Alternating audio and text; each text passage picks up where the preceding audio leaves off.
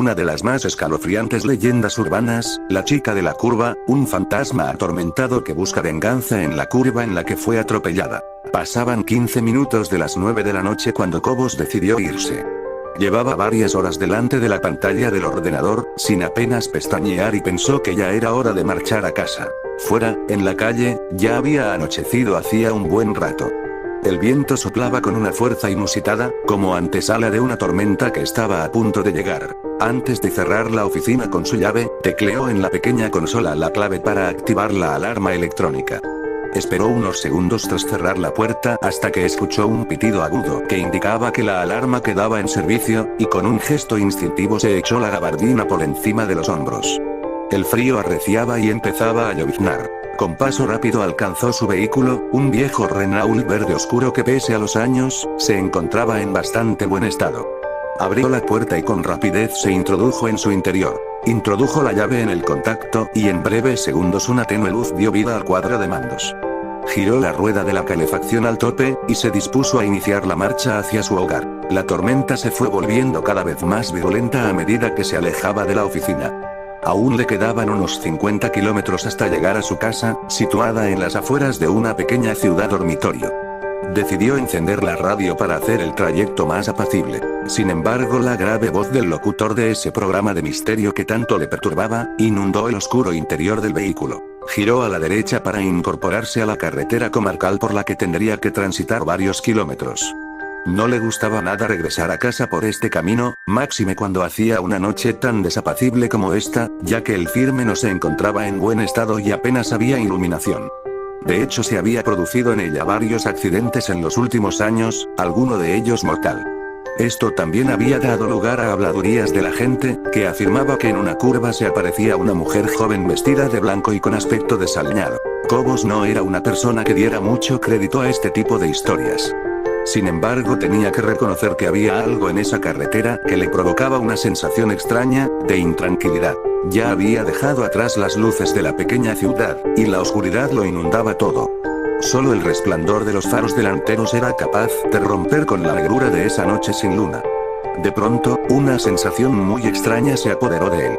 Se dio cuenta que no se escuchaba ningún ruido, salvando la radio y el sonido del motor y los neumáticos sobre la gravilla. Decidió parar en el arcén sin saber bien para qué, ni qué se encontraría. Abrió la puerta del coche y salió. Fuera llovía copiosamente, pero apenas se escuchaba algo más que el ruido del motor y el golpeteo de las gotas de lluvia en el techo del coche. Se introdujo de nuevo en el vehículo, e inició la marcha, sin haber despejado del todo ese hormigueo que tenía en el estómago. Su incertidumbre duró poco tiempo. Al mirar por el retrovisor interior del coche, se dio cuenta de que no iba solo. Una mujer totalmente empapada, con un vestido blanco, y la mirada ausente se encontraba en el asiento trasero. Era imposible que se encontrara allí. El vehículo solo tenía dos puertas, y de ninguna forma se podía acceder a la parte trasera, salvo por la puerta del lado del conductor, ya que la otra se encontraba averiada desde hacía varios días y no se podía abrir. Su corazón empezó a latir aceleradamente. Frenó en seco y con sus manos se tapó el rostro, con la esperanza de que todo fuera fruto de su imaginación. Sin embargo, al volver a mirar por el retrovisor, la figura seguía sentada en el mismo lugar. Cobos se giró y balbuceando preguntó a la mujer quién era, y qué hacía allí. Sin embargo, esta no articuló palabra. Su mirada seguía perdida. Dios sabe dónde no podía ser. No podía estar nadie allí. No podía ocurrir que esa vieja historia de la mujer de la curva le estuviera ocurriendo a él. No creía en ese tipo de tonterías.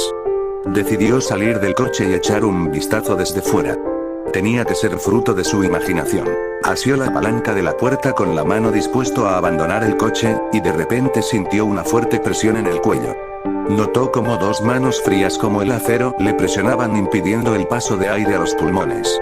Miró sorprendido por el retrovisor y la imagen que vio le provocó pánico.